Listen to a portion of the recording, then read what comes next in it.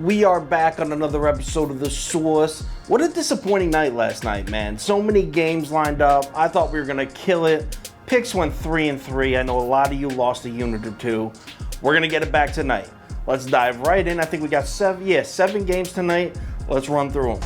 Welcome to The Source. Hey, get the source. The Source. The Source. Hey, get the source. First game up, Hornets versus Bulls in Charlotte. This line opened Hornets plus 2.5. A little bit of a home dog action going on here. Early sharps are on Chicago, though. 84% early money on the Bulls. We do get some Charlotte Hornets money that came in overnight, but this whole morning into noon, it's been just creeping back towards the Bulls. The books react to this too. The consensus line moves from 2.5. We're looking at Charlotte plus 3.5 now. So yeah, LaMelo Ball and Malik Monk back for Charlotte, right? Finally healthy. Not quite, because now Devontae Graham, Miles Bridges, and Cody Martin are now out for Charlotte. They won't be playing tonight. Someone that will be playing tonight, Zach LaVine, set to make his return to the Bulls lineup tonight. Now, usually when a star player returns, I like to fade that team because sometimes there's a little bit of rust to get off. Not in this case. I will be taking the Bulls. I'm going to lay 3.5 here. Hornets just way too beat up. I like the Hornets team too. You guys know I like the Hornets team, just not in this spot. I like the Bulls to cover this easily. I think they come out and play hard. I'm putting Chicago minus 3.5 on the menu, but keep in mind here, Zach LaVine is expected to return to the lineup. Vucevic is probable tonight. Now, I know words like that, we're supposed to be like, all right, they're probably going to play. But this is the 2021 NBA. Who the hell knows what's going to happen? So I'm assuming Vucevic and Zach LaVine both going to play. And if that's the case, Chicago minus 3.5 definitely on the menu. Anything changes, Twitter, Instagram story, and Facebook next game. Next game up, we got Mavericks Nets in Dallas. This line opened Dallas plus 4. Another home dog here. And check this out. So we got Brooklyn money all through last night, all through the morning, all up to noon, yet the line drops from Dallas plus 4 to Dallas plus 3.5. Why? Because the books are up to some bullshit again. No Porzingis, no Kleber for Dallas in this one. I like the Nets. I'm with everyone on this one. I like the Nets to cover, especially coming off those 2 losses to the Bucks. But I'm not locking shit in for this game yet. Who the hell knows what's going to happen? The books dropped that line for a reason. Is Kyrie off his meds again? Will he be sitting? Is Durant sitting? Who the hell knows what's going on? The books clearly know something. We need to find out the answer. So I'm going to put Brooklyn minus 3.5 up here, but I'm not putting it on the menu for now. VIPs, make sure you check your sheets. I may add that one in, but as of now, not on the menu. If anything changes, Twitter, Instagram story, Facebook next game. Next game up, Raptors, Wizards in Tampa, actually I should say, in Tampa. Line open Toronto minus 1.5. Early bets and early money on the Washington Wizards. Check out in the late morning though, we got a little bump of Toronto Raptors money in. The books react heavy to this too. They don't like that bump. Line moves from Toronto minus 1.5 all the way up to Toronto minus 3. The correct pick is the Raptors here, which is crazy. I don't want to fade the Wizards, but the Raptors season is officially over if they lose this game. They are currently 3 games back of the number 10 spot in the playoffs, and the number 10 spot is the Wizards. This is exactly who they're chasing.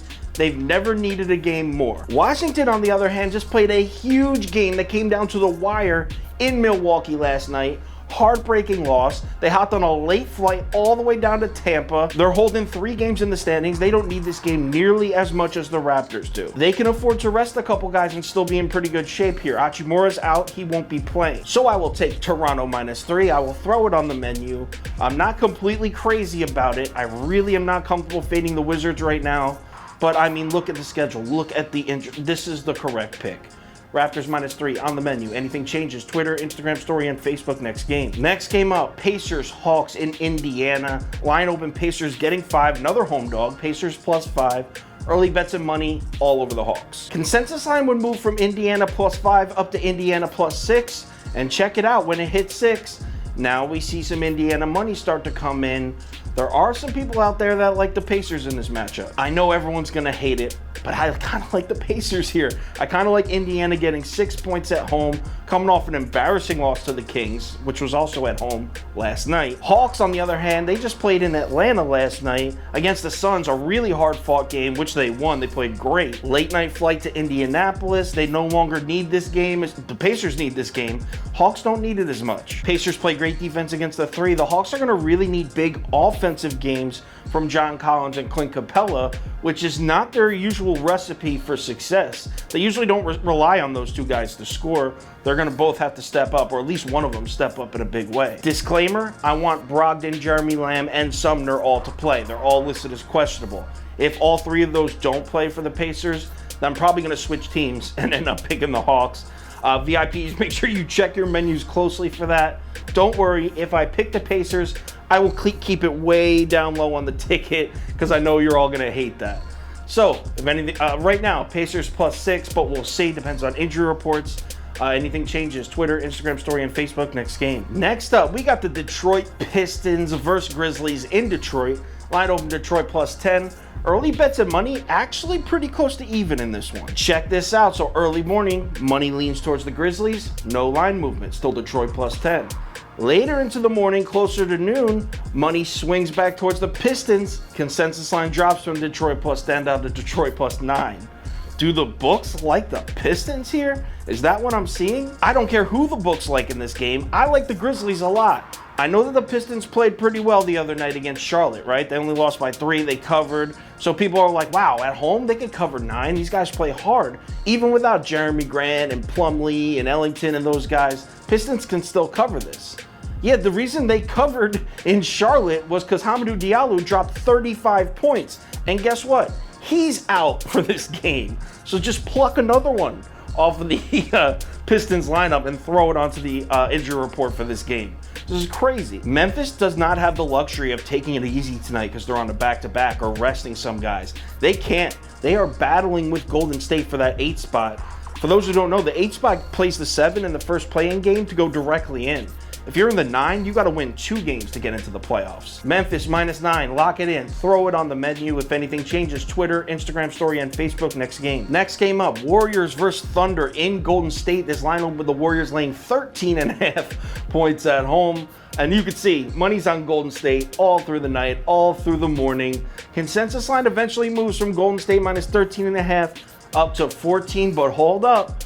When it moves to 14, we got some Oklahoma City money creeping in here. Yeah, no, I'm taking Golden State. I'm laying the 14 points. They should beat the hell out of Oklahoma City. Like I just said in the last game, them and Memphis are in a serious battle. They're a half game apart. Golden State needs this game. They'll come out and play hard. Give me Golden State -14. Lock it in on the menu. Anything changes, Twitter, Instagram story, Facebook, next game. Next game up is Clippers-Lakers. And honestly, I don't even know. I'm not even going to make a pick because the Lakers keep doing this bullshit where the entire team is listed on the injury report, even guys they know for a fact are playing. So I don't know who's going to be on the court. Do I like the Lakers to cover 8.5 because they're in like a rivalry game? Absolutely I do, but there's no way I could sit here and make that pick without knowing who's even playing tonight. I know LeBron isn't going to play. Looks like Anthony Davis might, probably. Kuzma probably playing. Schroeder not playing. I mean, I don't know. So I'm going to put Lakers +8.5 here. I have no clue. Probably doesn't make the menu. VIPs, make sure you check your sheets closely for this one. If anything changes, Twitter, Instagram story, and Facebook next game. My bad, did it again. There is no next game. So that's it for today. VIPs, I'm sending the sheets out same time as yesterday, 5:30 p.m. Eastern time. It will be emailed and texted to you. I also included my favorite over-unders for the night in it. And the sheet will include my favorite over-unders on it from now on. So let's play smart tonight. Pick your spots. Play them strong. Do not chase. I know some of you saw me on Twitter put a $50 live bet on the Magic money line. Don't do that. Do not chase. Let's make some money tonight. I will talk to you on Twitter later.